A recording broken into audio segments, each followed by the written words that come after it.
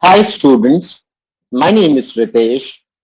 Today I am going to discuss a very interesting and important topic in English grammar, that is subject-verb agreement. It is also called subject-verb concord. Most of the students find it difficult to understand how to agree a verb with its subject. Let us see a simplified version of it. Let us begin.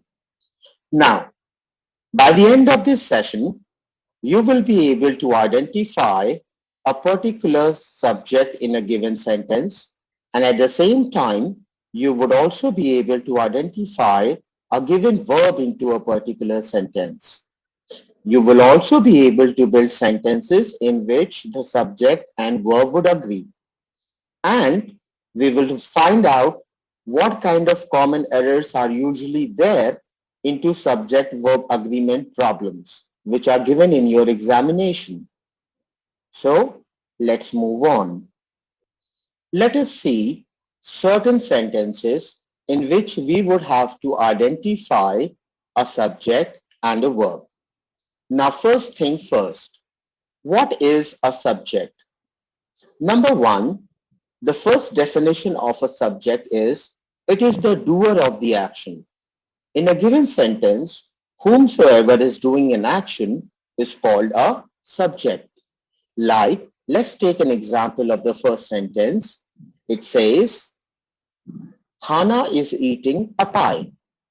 Now, Hana is doing the action. Therefore, Hana is the subject.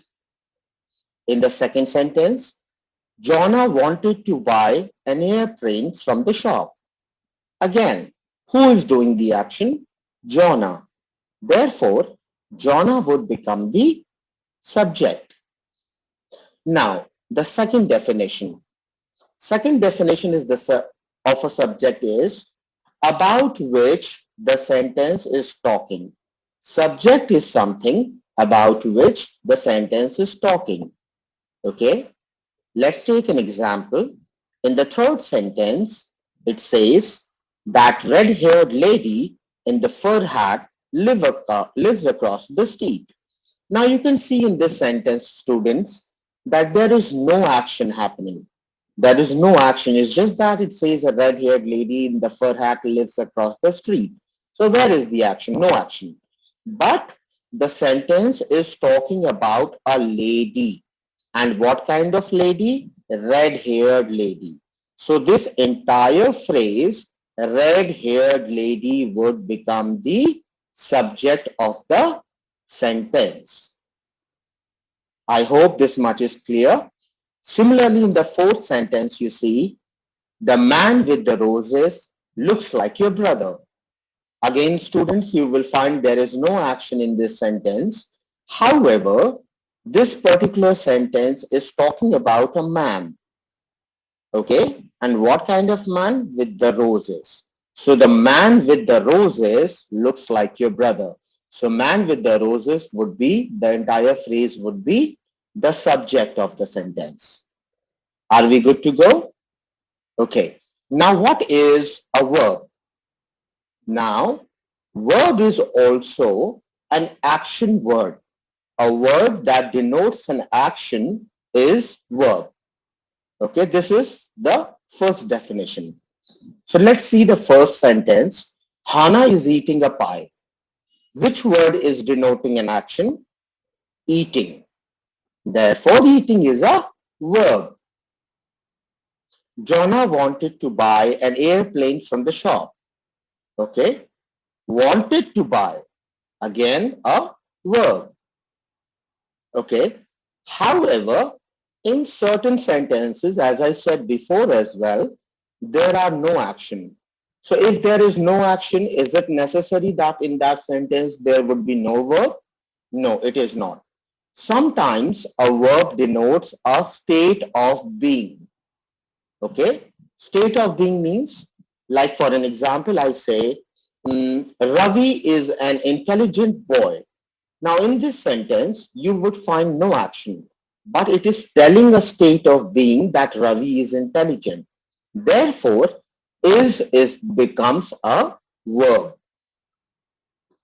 Okay. And in the third sentence, let's move on with the slide.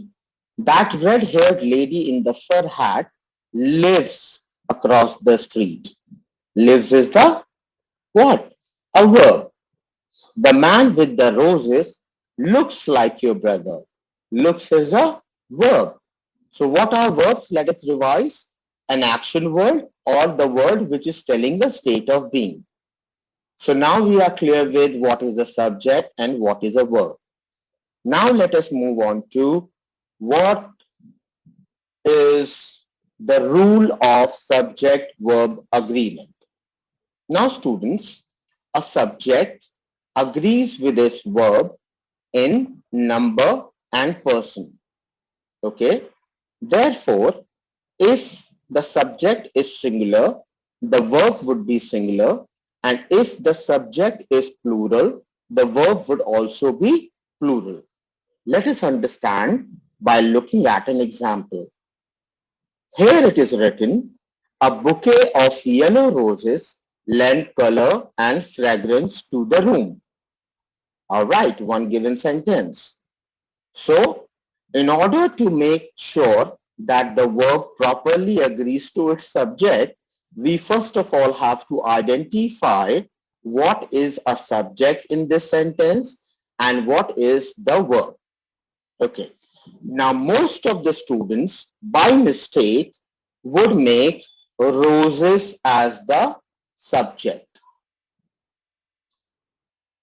They would say roses is the subject. However, roses is not the subject. Subject is bouquet. And why is that? Because any word which is coming before of,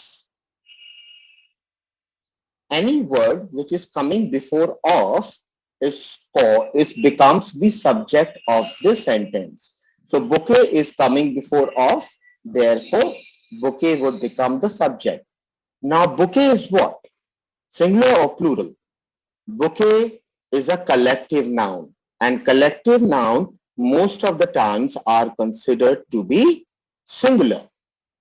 So bouquet is singular and roses is plural, and the verb here is lend. So bouquet of yellow roses lend color and fragrance to the room is an incorrect sentence.